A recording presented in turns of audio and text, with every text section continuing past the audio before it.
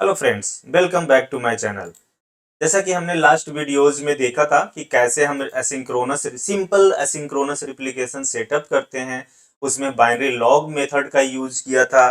तो binary logs के तीन फॉर्मेट होते हैं, रो, स्टेटमेंट एंड मिक्स्ड मोड। तो अभी हमें ये जानना है कि ये जो डिफॉल्ट होता है वो रो होता है हमारे पास। तो हमें ये चेक करना है, ये जानना है कि ये अगर हमने ये तीन में से रो है, स्टेटमेंट है, मिक्स्ड मोड है, हमें अपने प्रोडक्शन इन्वायरमेंट में क्या रखना चाहिए, कौन सा फॉर्मेट हम यूज करें कि वो बेस्ड रिजल्ट दे हमें, कोई सा भी रिप्लिकेशन में कोई सा भी ट्रांजेक्शन फेल ना हो। तो उसके लिए चलिए मैं लैब पे ले चलता हूं और यहाँ माई एसक्यूएल में लॉगिन करते हैं।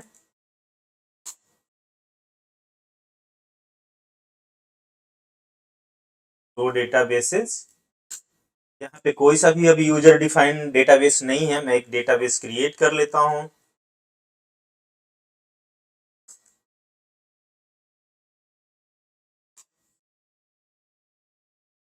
और फिर से शो करते हैं हमारा राजटेक डेटाबेस क्रिएट हो गया है।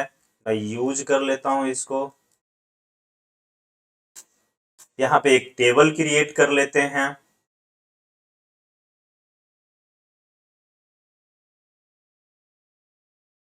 टेम्प नाम का एक टेबल क्रिएट कर लेते हैं जिसके कि आईडी इंटीजर, और इसको प्राइमरी की बना लेते हैं। प्राइमरी की बना लिया। एक नेम कॉलम बना लेते हैं वैरकर टाइप का, जिसका कि साइज 150 मान लो ले लेता हूँ। मैंने 150 क्यों लिया है, उसको 510 भी ले सकता था, लेकिन 150 वो बाद में हम देखेंगे कि इसके यूज हैं। ठीक है। तो यहाँ पे हमने एक टेबल बना लिया, 100 टेबल्स करेंगे। अभी मैं इसमें कुछ डेटा एंट्री कर देता हूँ, इंसर्ट इनटू। हाँ, तो अभी मैं एंट्री करने से पहले ये चेक कर लेते हैं कि इसमें जो बाइनरी लॉ का फॉर्मेट क्या होता है। तो अभी वही होगा जो डिफॉल्ट में होता है, तो उसको चेक कर लेते हैं। मैं यहाँ पे चेक कर लेता हूँ। डबल एम% से हम ग्लोबल वेरिएबल जानते हैं, बिनलॉग अंडरस्कोर फॉर्मेट रो है। मैंने यहाँ बताया भी था आपको कि बाय डिफॉल्ट रो ही होता है, तो यहाँ आपको रो दिख रहा है। ठीक है, मैं इसमें एक एंट्री कर लेता हूँ, इंसर्ट टू टेम्प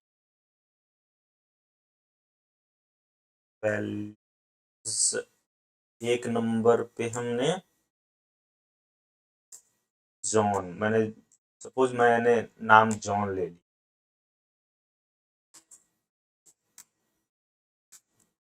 अब मैं सिलेक्ट कर लेता हूँ, सिलेक्ट स्टार फ्रॉम टेम्प। आपको दिख रहा है। अब हमारा ये एक सर्वर है, इसका रिप्लिकेशन यहाँ पे आपको दिख रहा होगा। ये 115 ही आईपी इसकी। इसी का एक और जो हमारा इंस्टेंस है ये भी सेम है। दोनों से ये और ये दोनों सेम सर्वर का दो हमने कनेक्शन बना रखे हैं अलग अलग। और ये 116 IPR करेंगे, यहाँ 116 दिख रहा है। ये हमारा स्लेव सर्वर है या रिप्लिका सर्वर है। इसमें माई एसक्यूएल हमने लॉगिन कर लेते हैं और सबसे पहले चेक करते हैं हमारा रिप्लिकेशन चल रहा है कि नहीं। तो सो स्लेव स्टेटस भी कर सकते हैं, सो रिप्लिका स्टेटस भी कर सकते हैं, जो आपकी मर्जी। रिप्लिका स्टेटस कर लेता हूं। अगर सो स्लेव स्टेटस करेंगे तो आपको एक वार्निंग आएगी, अदरवाइज रिप्लिका स्टेटस करेंगे वार्निंग नहीं आएगी। मैंने पहले भी बताया कि वार्निंग क्यों आती है। स्लेव पुराने वर्ड हैं, पहले से यूज होते आ रहे हैं, अब वो डिप्रिकेट होने वाले हैं, और रिप्लिका नया वर्ड है। तो अब ये रिप्लिका यूज करने वाले हैं MySQL। तो देखो हमारा रिप्लिकेशन चल रहा है। आईओ और एसक्यूएल रनिंग जो है हमारा दोनों यस और यस है। तो दिस मीन्स कि हमारा ये रिप्लिकेशन चल रहा है। ठीक है, तो अब मैं यहाँ पे शो डेटाबेसेस करता हूँ। यहाँ भी हमारा राजटेक डेटाबेस बन गया होगा। यहाँ पे मैं यूज कर लेता हूँ इसको।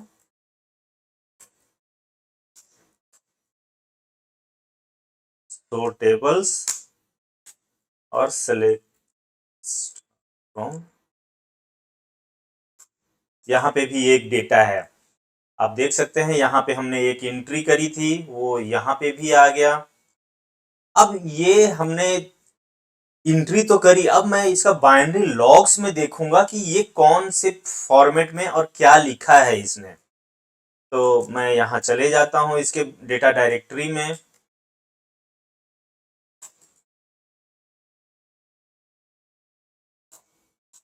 अभी लेटेस्ट जो हमारा डेटा डायरेक्ट ये बाइनरी लॉग फाइल है वो 30 है। मैं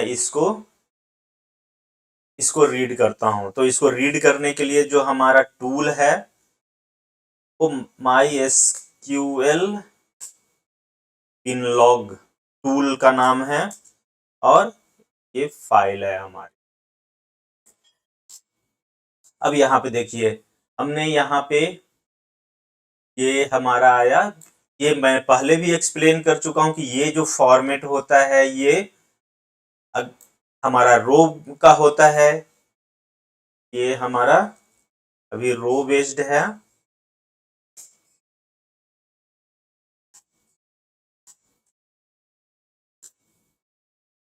और स्टेटमेंट में क्या होता है, स्टेटमेंट में डायरेक्ट जो मैंने लिखे हैं इंसर्ट डायरेक्ट ऐसे ही होगा। ठीक है, तो अभी हमने रो में देख लिया कि इंसर्ट इनटू सेट कर दिया इसने, पहले कॉलम पे 1 दूसरे कॉलम पे जॉन। ठीक है, अब मैं स्टेटमेंट करता हूं इसको, स्टेटमेंट बेस्ड में चेक कर लेते हैं इसको। तो मैं इसका जो है चेंज कर देता हूं अभी binary log format, set global variable double at the rate binlog underscore format is equals to statement. ये आपका चेंज हो गया है। ठीक है, अब फिर से मैं एक नया एंट्री करता हूं, इंसर्ट यहाँ पे 1 की जगह 2 कर लेते हैं, जॉन की जगह मैं सपोज मैंने क्लार्क कर लिया, क्लार्क। अब मैं देखूंगा कि इसका यहाँ पे तो आ ही गया होगा, यहाँ पे कोई शक नहीं है, हमारे आ गए होंगे क्लार्क। अब मैं बाइनरी लॉग फॉर्मेट आपको दिखाना चाहता हूँ, बाइनरी लॉग में दिखाना चाहता हूँ कि क्या राइट हुआ है। ये देखिए यहाँ डायरेक्ट जो स्टेटमेंट मैंने लिखा है सेम वही हो गया, आ गया यहाँ पे। ठीक है, अब इसी तरह मिक्स्ड का मैंने पहले भी बताया था, मिक्स्ड मोड में जो होते हैं और वो स्टेटमेंट ही होता है, मैं वो भी करके दिखा देता हूं यहाँ पे। अब मैं यहाँ पे इसका जो बाइनरी लॉग फॉर्मेट है चेंज कर देता हूं मिक्स्ड। अब फिर से एक इंसर्ट कर लेते हैं 3,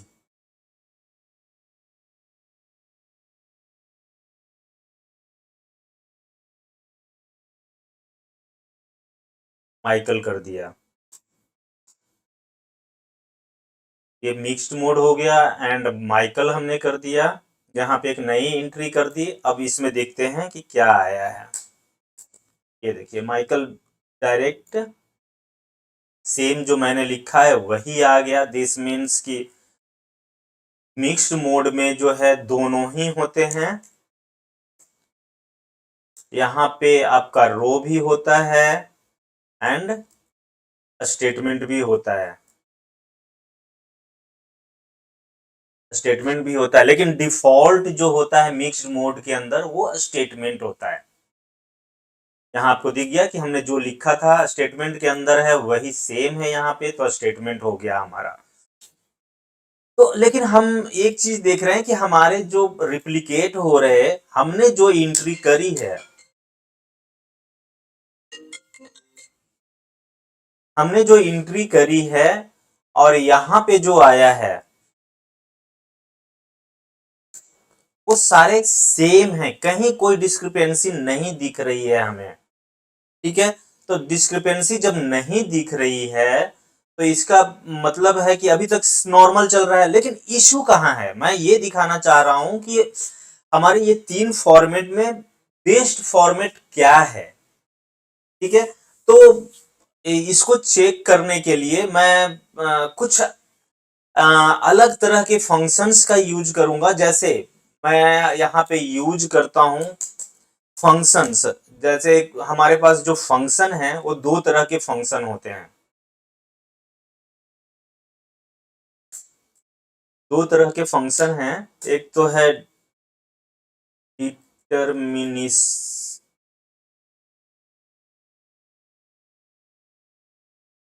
डिटर्मिनिस्टिक और एक है नॉन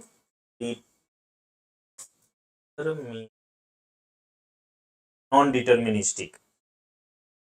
मैं आप इसको गूगल करके देख लीजिए, इसमें आपको अच्छे से मैं ज्यादा फंक्शंस के बारे में नहीं जाऊंगा, मैं मोटा मोटी बता देता हूं। डिटर्मिनिस्टिक वैसे फंक्शंस होते हैं जो एक एक ही पैरामीटर, सेम पैरामीटर को पास करने पे सेम रिजल्ट देता है हर बार। अगर मैं सेम, जैसे मैं एक एग्जांपल दे देता हूं। जैसे मैंने यहां पे किया सेलेक्ट लेंथ और इसके अंदर मैंने राज टेक पास कर दिया। ठीक है, ये आ गए 7 और ये जितनी बार भी मैं करूंगा 7 ही आएगा। इसी तरीके से मतलब अगर आपने सेम पैरामीटर पास करे डिटर्मिनिस्टिक फंक्शन के अंदर तो वो सेम रिजल्ट आएंगे बार बार। जैसे कि एवरेज हो गया, मीन हो गया, मैक्स हो गया, काउंट हो गया, लेंथ हो गया, कैरेक्टर सब स्ट्रिंग हो गया, जो भी हो, मतलब जितने भी फंक्शंस आप जानते हैं जनरली वो सारे डिटर्मिनिस्टिक होते हैं। तो नॉन डिटर्मिनिस्टिक फंक्शंस वैसे फंक्शंस हैं जिसमें कि सेम पैरामीटर पास करने के बाद भी अलग अलग बार एग्जीक्यूट करें तो अलग अलग वैल्यू आएंगे। जैसे मैं आपको दिखाता हूं, एक यहाँ पे select RAND random random value होते हैं। ये देखो मैंने यहाँ पे कोई पैरामीटर नहीं डाला है, लेकिन इसको जितनी बार चलाऊंगा 0.14 है, नेक्स्ट टाइम चलाऊंगा 0.7 है, नेक्स्ट टाइम चलाऊंगा 0.576 है। मीन्स कि ये जितनी बार भी मैं एग्जीक्यूट कर रहा हूं उतनी बार ये अलग वैल्यू दे रहा है ये। ठीक है, तो ये जो है उसी तरीके से मैं यहाँ पे सेलेक्ट अगर UUID एक यहाँ पे फंक्शंस का यूज करूं, जितनी बार करूंगा उतनी बार अलग आए। ये देखिए 84A है या B9 है, अलग है। ये शुरू के 4 कैरेक्टर देखें, ये शुरू के 4 कैरेक्टर देखें, अलग है। इसी तरीके से फिर से अगर मैंने इसको चलाया तो शुरू के 4 कैरेक्टर देखें, ये अलग हैं। तो जितनी बार मैं चलाऊंगा वो उतनी बार अलग आएगा वैल्यू।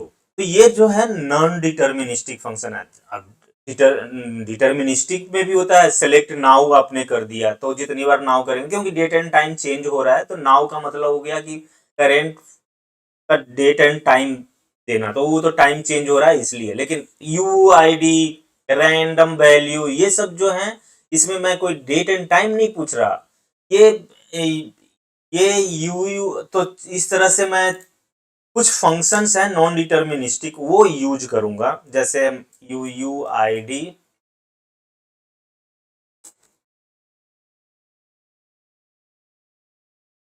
UUID हो गया, रैंड हो गया,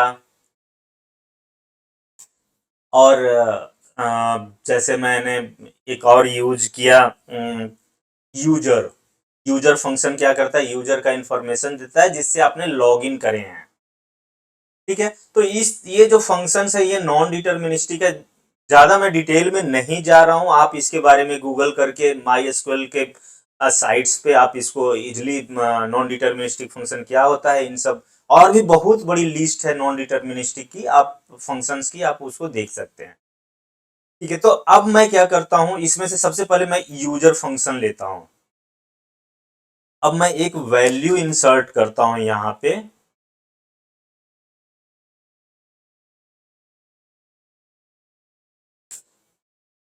4 नंबर पे मैंने एक वैल्यू इंसर्ट करी, यूजर। अब मैं नाम नहीं लिख रहा हूं, यूजर फंक्शन मैंने पास किया, ठीक है।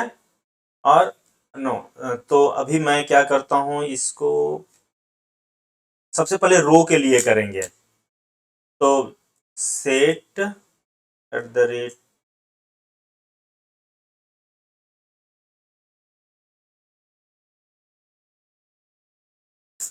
रो टाइप का, ठीक है। रो टाइप का है, इसमें सबसे इसका फॉर्मेट मैंने रो कर दिया। अब तब हम इसमें इंसर्ट करेंगे। ओके, अब सेलेक्ट स्टार कर लेते हैं। हमारा ये वो यूजर आता है जिस यूजर से हमने लॉगिन करी है। तो हमने root at the rate local host से लॉगिन कर रखी है अभी, तो ये आ गया यहाँ पे। अब ये रिप्लिकेशन में भी सेम आ गया होगा, सेम आ गया होगा, लेकिन यहाँ बाइनरी लॉग में देखते हैं कि इसने लिखा क्या है। इसने बाइनरी लॉग के अंदर ये लिखा है, और इसको मैं नोट कर लेता हूं।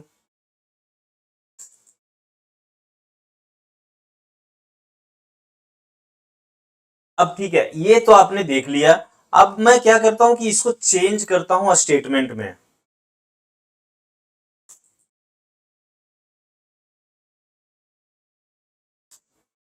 और फिर इंसर्ट करता हूं सेम 5 नंबर पे मैं एक इंसर्ट कर देता हूं, यूजर। अब देखिए क्या यहां पे क्या आया है, यहाँ पे सेम आए हैं root at the rate local host, क्योंकि ये दोनों सेम ही स्टेटमेंट था तो सेम आए हैं। लेकिन यहाँ पे क्या आया है, यहाँ पे कोई यूजर का नाम नहीं आया है, कोई भी यूजर नहीं आया। तो हम देखते हैं बाइनरी लॉग में इसने क्या लिखे हैं। तो बाइनरी लॉग में जो इसने लिखे हैं, ये लिखे हैं, जो स्टेटमेंट मैंने लिखा था वही स्टेटमेंट इसने लिख दिए हैं। अब इससे फर्क कैसे पड़ा है वो मैं बताता हूं। जब ये स्टेटमेंट हमने मास्टर साइड में या फिर सोर्स साइड में लिखा, और यही सेम स्टेटमेंट गया और स्लेव पे या रिप्लिका पे एग्जीक्यूट हुआ, तो इसने पहले कॉलम में 4 डाल दिया, सेकंड कॉलम में ये जो वैल्यू थी ये डाल दिया। लेकिन जब हमने स्टेटमेंट बेस्ड किया, तब क्या हुआ यहाँ पे कि ये जब गया यहां से स्लेव के ऊपर, तो स्लेव के ऊपर वैल्यू तो 5 डाली, लेकिन ये वैल्यू वहां पे नहीं मिली, बिकॉज कि वहां पे कोई लॉगिन ही नहीं है। यहाँ पे इंटरनली मैं देखूं, यहाँ पे ये वैल्यू तो है, लेकिन यहाँ पे ये लॉगिन कर रखा हूं ना मैं, लेकिन इंटरनली वो क्वेरी इंटरनली चल रही है जहां की उसने कोई लॉगिन ही नहीं है। जब कोई लॉगिन नहीं है तो उसको कुछ लॉगिन मिले नहीं, नहीं लॉगिन मिले तो उसने जो मर्जी सो उसने ब्लैंक डाल दिया। सेम इसी तरीके से मिक्स्ड अगर मैं करता हूं, अब देखिए मिक्स्ड में क्या होगा। यहां पे ये जो है हमारी, ये फेल्योर है हमारे स्टेटमेंट बेस्ड की।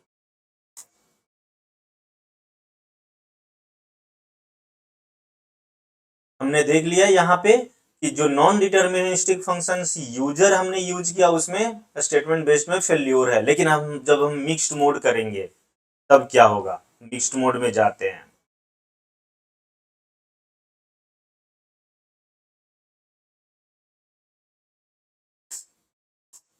और फिर से मैं एंट्री करता हूं, एक 6 कर दिया और इंटर किया हमने। अभी हमारे पास जो वैल्यू आई है, यहाँ पे तो कोई फर्क नहीं पड़ेगा, क्योंकि हमने root at the rate local host से लॉगिन कर रखा है, जो लॉगिन किया है वो जाता जाएगा। अब यहाँ पे आप देखो, यहाँ पे जो है अब आ गई है। तो इसने बाइनरी लॉग में क्या लिखा है वो देख लेते हैं। बाइनरी लॉग में इसने 6 नंबर के लिए इसने रो बेस्ड वाला स्टेटमेंट लिख दिया है। देखो स्टेटमेंट बेस्ड के अंदर मैंने मिक्स मोड के अंदर हमने बताया कि रो और स्टेटमेंट दोनों होते हैं का मिक्सचर होता है, लेकिन डिफॉल्ट क्या होता है स्टेटमेंट बेस्ड में? डिफॉल्ट जो होता है स्टेटमेंट होता है,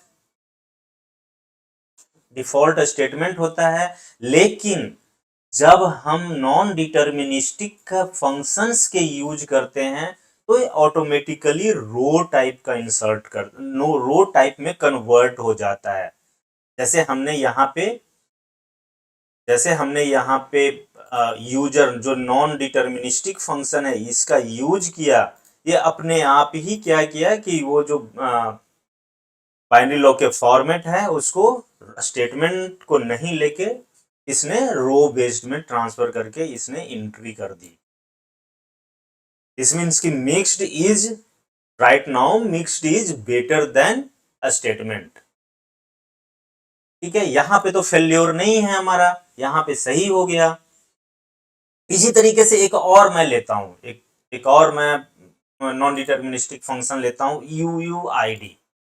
ठीक है, अब मैं इसको देखता हूं UUID को। अब मैं यहाँ पे क्या करता हूं, यहाँ पे मैं फिर से रो ट्रांस में बाइनरी लॉग फॉर्मेट में करते हैं इसको और इंसर्ट करते हैं 7 नंबर और यहाँ पे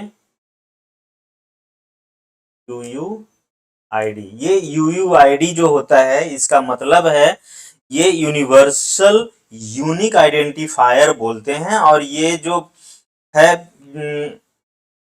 यूनिवर्सली ये नंबर माना जाता है जो कि जनरली हम सैटेलाइट्स और सब जगह यूज करते हैं। ये जिसमें कि ये फर्स्ट 3 नंबर्स जो है मैं अभी आपको दिखाता हूं। जैसे इंसर्ट किया हमने, ये देखो, इसीलिए हमने 150 लिया था टेबल के इस कॉलम का साइज। ये जो फर्स्ट 3 है, ये जो है फर्स्ट 3 नंबर्स ये जनरल टाइम स्टैम्प को बताते हैं। ये शुरू के ये जो 3 हैं ये जनरल टाइम स्टैम्प को बताते हैं यूनिवर्सली। चौथा नंबर जो है टेम्पोरल यूनिकनेस को बताता है, एंड ये 5th नंबर जो है ये हमारा स्पैटियल यूनिकनेस को बताता है। तो ये यूनिवर्सल यूनिक आइडेंटिफायर है जो सब जगह यूज होता है, यूनिवर्स चाहे कहीं पे भी देखे तो। इसके बारे में आप डिटेल में देख सकते हैं, इसको पढ़ लीजिएगा थोड़ा, ये फंक्शन क्या। मैं ये फंक्शंस के बारे में नहीं जा रहा हूं, मैं इसका उस पे जा रहा हूं कि हमारे फॉर्मेट्स पे इम्पैक्ट क्या आ रहा है। तो ये आपने देख लिया। अब मैं यहां जाता हूं और यहाँ पे जो हमने एंट्री करी है ये मैं नोट कर लेता हूं पहले रो वाले में, और स्लेव पे जो गया है इसको भी नोट कर लेता हूं। और देखते हैं यहाँ पे दोनों सेम है, बिल्कुल सेम है। दिस इज वाई, बिकॉज कि यहाँ जो बाइनरी लॉग के अंदर जो लिखा है ये यही लिखा है, ये स्टेटमेंट लिखा है। अब ये जब स्टेटमेंट लिखा है कि सेकंड कॉलम में यही वैल्यू जानी चाहिए तो यही जाएगा, फिर दोनों सेम ही होंगे। इसको यहां डाल दिया और ये देखो सेम है दोनों। अब मैं इसको चेंज कर लेता हूं स्टेटमेंट में,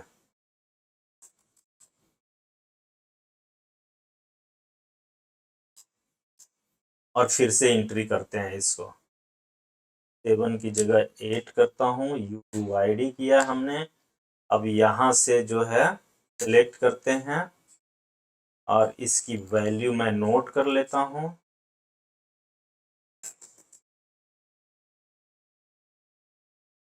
और स्लेव से भी नोट कर लेते हैं कि क्या वैल्यू आई है यहां से। और आप देखना अब ये फेल्योर है, ये आप इसके लास्ट डिजिट देखो, ये देखो और ये देखो, ये दोनों अलग हैं।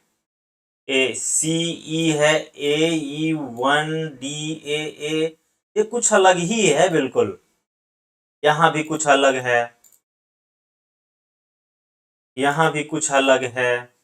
तो यहाँ पे भी आपको दिखेगा, मान लीजिए कि हमने देखा कि यहाँ पे इसने बाइनरी लॉग में क्या लिखा है, तो बाइनरी लॉग में इसने ये लिख दिया।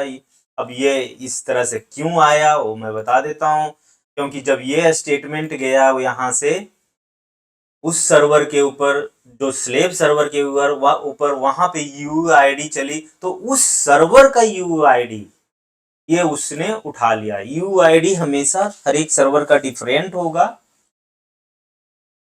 ठीक है। तो ये क्या करी, इसने उस सर्वर का यूआईडी उठा के इसने एंट्री कर दी यहाँ पे।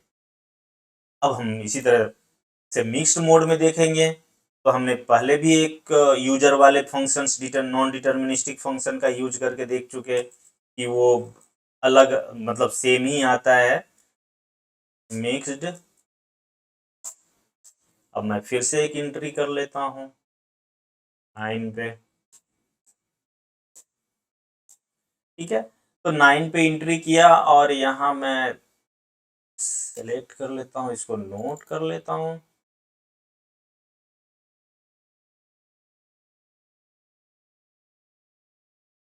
और स्लेव पे देख लेते हैं कि क्या वैल्यू आई है। अब आप देखेंगे ये दोनों एग्जैक्टली सेम है। जैसे कि मिक्स्ड मोड में हमने यूजर फंक्शन के साथ किया था, एकदम एग्जैक्टली सेम था, उसी तरीके से यहाँ भी एग्जैक्टली सेम है। बिकॉज कि ये क्या किया, मिक्स्ड मोड के अंदर हमने जो mixed mode binary log format डाले हैं, इसके अंदर स्टेटमेंट होता है डिफॉल्ट में, लेकिन जैसे ही नॉन डिटर्मिनिस्टिक फंक्शन की बात आएगी, ये अपने आप को रो बेस्ड में कन्वर्ट कर देता है। ये देखिए, ये मैं यहाँ से उठाऊंगा और यहाँ कर दूंगा और ये यहाँ पे आ गया, हमारा सेम वैल्यू आ गई। इससे हमें दो चीजें पता चली कि एक तो जब हम फॉर्मेट मतलब नॉन डिटर्मिनिस्टिक फंक्शन यूज नहीं कर रहे हैं, तब तो हमारा बिल्कुल सही चल रहा है। उसमें भी कुछ कुछ फेल्योर हैं जो कि मैं कभी बाद में बताऊंगा कि नॉर्मल चल रहा है, क्योंकि प्राइमरी की से भी बहुत फर्क पड़ जाते हैं। आप, ये मेरा रिकमेंडेशन है कि जब भी आप प्रोडक्शन में कहीं भी कोई भी टेबल बनाएं जो कि रिप्लिकेशन में जाना है, या फिर आप ये प्रैक्टिस कर लें कि जो भी टेबल क्रिएट करें उसमें प्राइमरी की का यूज मस्ट करें, हमेशा प्राइमरी की यूज करें। अदरवाइज आपको यहाँ बहुत मुश्किल होने वाली है। यहाँ पे ये जो मेरा सजेशन है, मतलब इसको बोलते हैं ना कि ये रिक्वायर्ड है। अगर आप प्राइमरी की यूज करें जब भी टेबल क्रिएट करें, तो अदरवाइज आप प्रॉब्लम ही प्रॉब्लम फेस करेंगे। वो मैं एग्जांपल अभी नहीं दे रहा हूं कि अगर विदाउट प्राइमरी की का मैंने टेबल बनाए, विदाउट प्राइमरी की का हमने टेबल बनाया और तब हम रो सिंपल सिंपल काम करूंगा, मैं एकदम सा सिंपल सा इंसर्ट अपडेट करूंगा, जो कि नॉर्मली सब कुछ सही चल रहा था, वो भी आपको इशू देने लग जाएगा। तो विदाउट प्राइमरी, तो वो अलग हम एक डिस्कस करेंगे कभी बाद में। लेकिन यहाँ पे जो है मैंने टेबल जो बनाए हैं प्राइमरी की के साथ बनाए हैं, तो यहाँ पे मैंने बता दिया कि क्या इशू आता है, ठीक है। तो अभी मैं ये देख रहा हूं कि रो बेस्ड और स्टेट मिक्स्ड मोड, ये दोनों सही काम कर रहा है, हर एक जगह सही काम कर रहा है, ठीक है। स्टेटमेंट बेस्ड में हमें इशू मिल रहे हैं, हमेशा स्टेटमेंट बेस्ड में इशू मिल रहा है, और वो ये आपको हमेशा दिखेगा, वो इशू दिखेगा।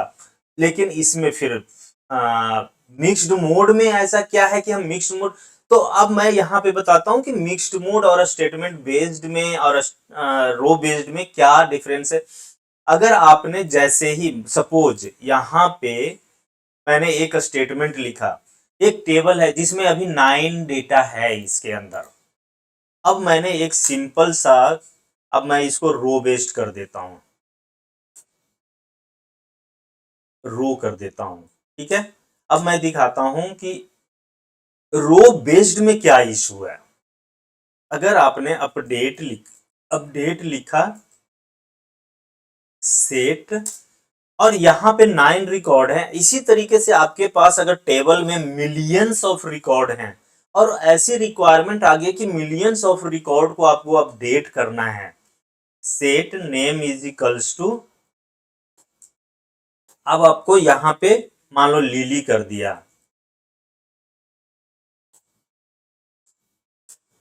आपने लिली कर दिया तो ये रिप्लिकेट हो गए होंगे, यहां भी सारे सारे लिली हो गए, यहां पे भी सारे लिली हो गए। अब इसका बाइनरी लॉग में क्या फर्क पड़ा, ये देखिए जितने रो हैं उतनी बार लिखा गया है। अब हमने सिर्फ 9 रिकॉर्ड अपडेट करे हैं और ये 9 टाइम्स लिखा है इसने। 1 के लिए इतना बड़ा, 2 के लिए इतना बड़ा सा, फिर 3 के लिए, मीन्स कि अगर मिलियंस ऑफ रिकॉर्ड्स हो तो मिलियंस ऑफ स्टेटमेंट लिखे जाएंगे, जो कि क्या होगा, बहुत ज्यादा डिस्क, मतलब आपके डिस्क को कंज्यूम करेगा। और इसमें मिलियंस ऑफ रिकॉर्ड को एक साथ प्रोसेस कर दिया जाए, अपडेट कर दिया जाए, तो वो राइट करना शुरू करेगा एक समय में। आपके प्रोसेस स्लो होंगे, परफॉर्मेंस इशू क्रिएट होंगे, प्लस दो चीजें होंगी, एक तो परफॉर्मेंस स्लो होगा, प्लस बहुत अगर टीबी में डेटा है और टीबी ऑफ डेटा को आपने अपडेट कर दिया तो आपको टीबी ऑफ डेटा सिर्फ बाइनरी लॉग के लिए चाहिए, क्योंकि जितने रिकॉर्ड हैं सबको अपडेट करेंगे तो डिस्क बहुत ज्यादा कंज्यूम होंगे और आपके प्रोसेसेस स्लो होंगे, परफॉर्मेंस इशू आएगा। लेकिन इसके फायदे इतना ज्यादा हैं कि ये हमें यूज करना चाहिए।